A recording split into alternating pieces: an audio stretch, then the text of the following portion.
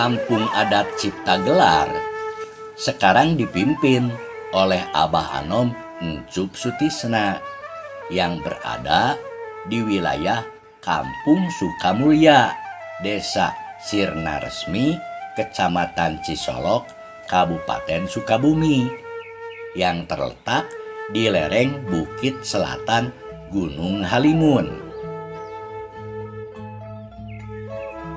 Luas Kampung Ciptagelar hanya sekitar 4 hektar dengan jarak sekitar 44 km dari Pelabuhan Ratu ke arah Cisolok atau sekitar 200 km dari Jakarta, persis di perbatasan kawasan Taman Nasional Gunung Halimun. Ciri khasnya terletak pada lokasi dan bangunan rumah adat yang masih berpegang pada tradisi orang Sunda zaman dulu.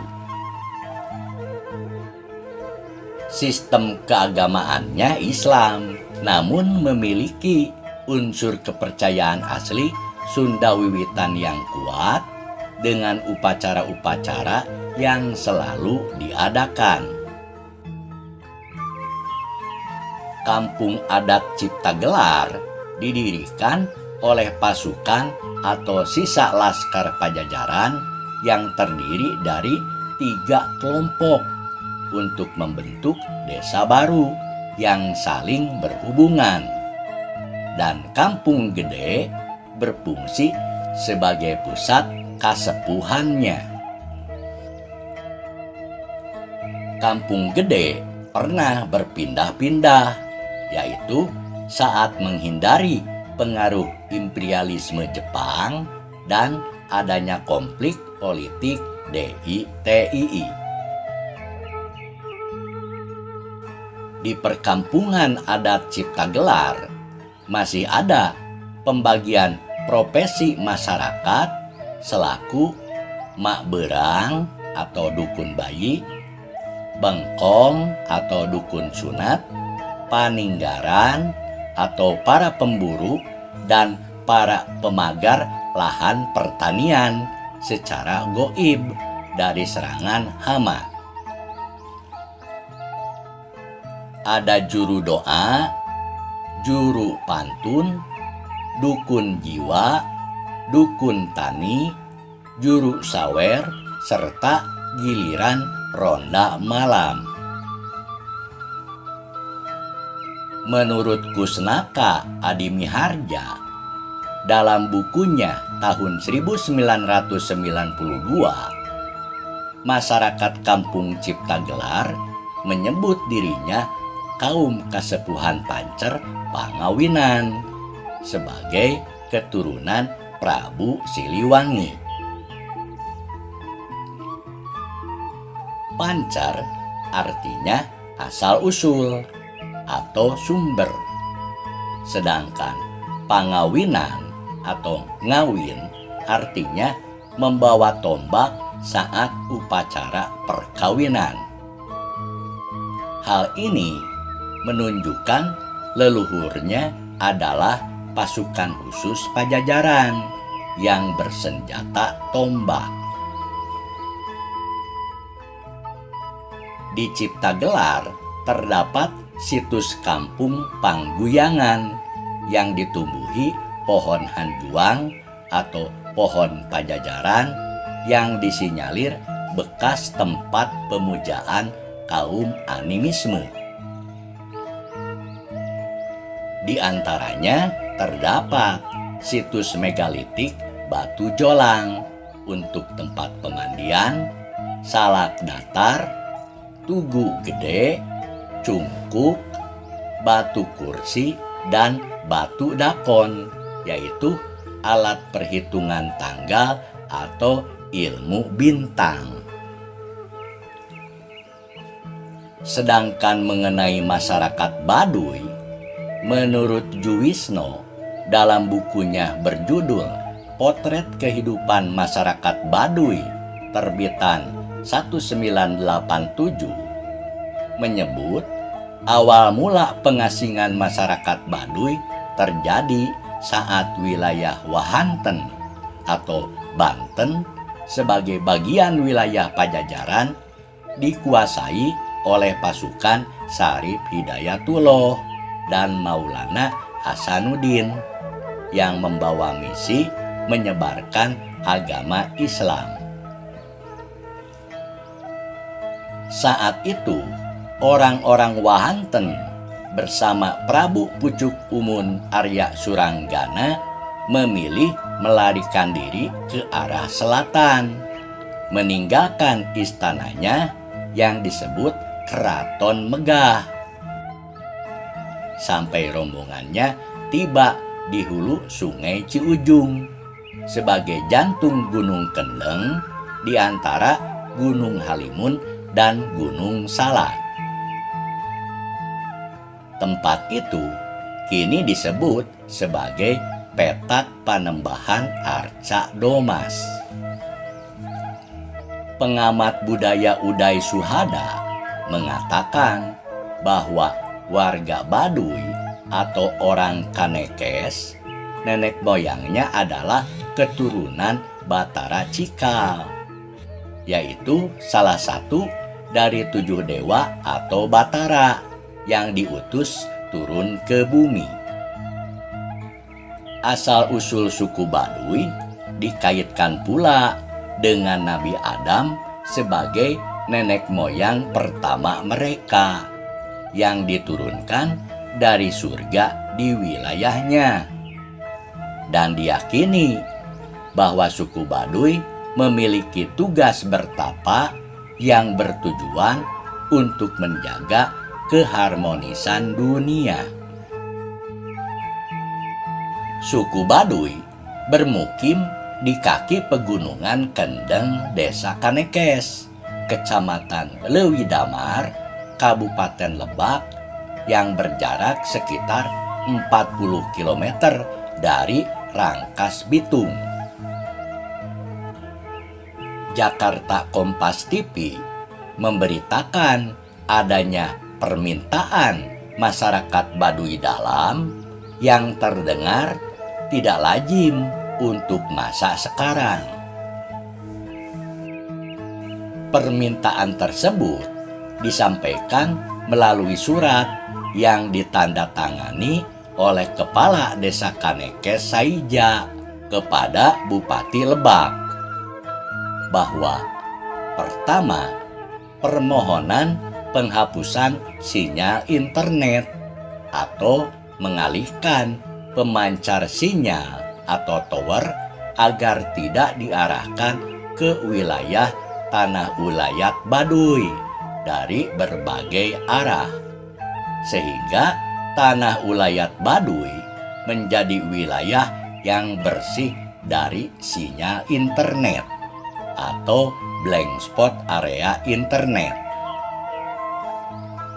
Kedua, permohonan untuk membatasi, mengurangi, atau menutup aplikasi, program, dan konten negatif pada jaringan internet yang dapat mempengaruhi moral dan akhlak generasi bangsa. Entah bagaimana solusinya dari pemerintah daerah Lebak. Namun, memang masyarakat Baduy ini sejak dulu sangat menarik perhatian para peneliti. Salah satunya adalah Nicolaas Johannes Cornelis Geyse, orang Belanda.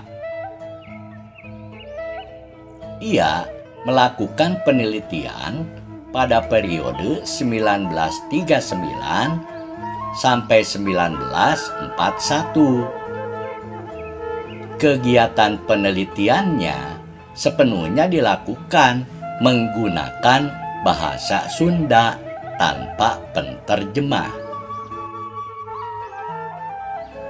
Ia pun membangun rumah tinggal di Desa Cipere, sehingga ia akrab sekali dengan masyarakat Baduy.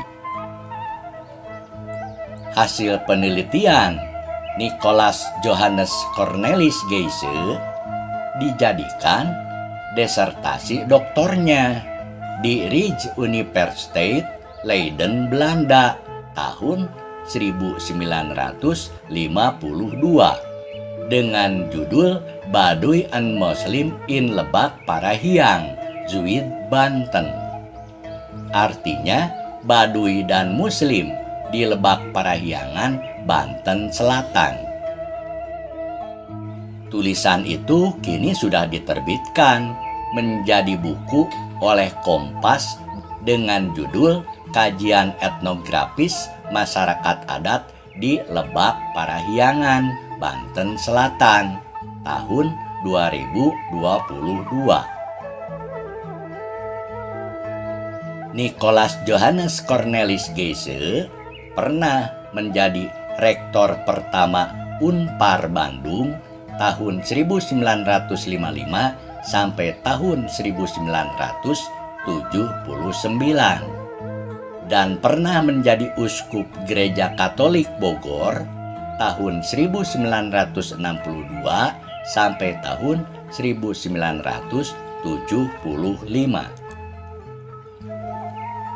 Menurut Titing Kartika Emron Edison tahun 2020 yang melakukan penelitian untuk mengetahui bagaimana masyarakat Baduy di Desa Kanekes, Kecamatan Leuwidamar, Kabupaten Lebak, Banten ini dalam mempertahankan adat istiadat di era digital saat ini. Hasil penelitiannya menunjukkan bahwa masyarakat Baduy masih menjaga nilai-nilai adat istiadat yang menolak pendidikan formal dan modernisasi yang tidak ditemukan pada masyarakat pedalaman lainnya di Indonesia. Masyarakat Baduy Dalam melarang masyarakatnya terlibat dalam politik, sedangkan di Baduy luar sedikit ada toleransi. Namun pada prinsipnya, kedua masyarakat Baduy tersebut sangat menjunjung tinggi adat istiadat, hukum adat, kelestarian alam, dan konsep kehidupan yang berkelanjutan, sehingga mereka masih bertahan dalam gempuran teknologi dan era digital saat ini dengan berpegang teguh kepada keyakinan Sunda wiwitannya. Masyarakat Baduy Dalam memegang kuat prinsip pikukuh, aturan adat mengenai keapa-adaannya. Keseharian mereka memiliki bermacam pantangan serta aturan yang mutlak untuk dipatuhi. Mereka tidak diperkenankan menggunakan barang elektronik serta menggunakan kendaraan bermotor, sehingga mereka harus jalan kaki jika ingin bepergian. Tidak diizinkan menggunakan bahan kimia dalam kehidupan sehari-hari seperti sabun dan pasta gigi, serta tidak ada listrik di pemukiman Baduy Dalam. Semua pantangan tersebut merupakan bentuk kepedulian masyarakat Baduy Dalam terhadap alam sebagai tempat tinggal mereka. Alam bagi masyarakat Baduy merupakan titipan leluhur yang harus dijaga serta dipelihara dengan baik, tidak untuk dirusak. Hidup berdampingan dengan alam adalah prinsip yang dipegang teguh dalam menjaga kelestarian alam.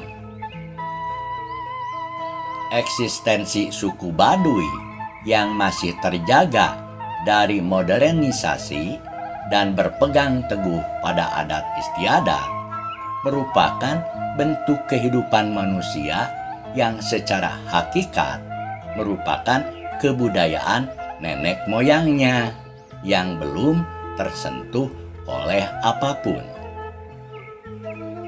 Mereka mau dan mampu menjaga keharmonian alam, memanfaatkan sumber daya alam sebagai penunjang kehidupan, menjaga kebersamaan, serta rasa kekeluargaan telah tumbuh dalam hati sanubari orang Baduy.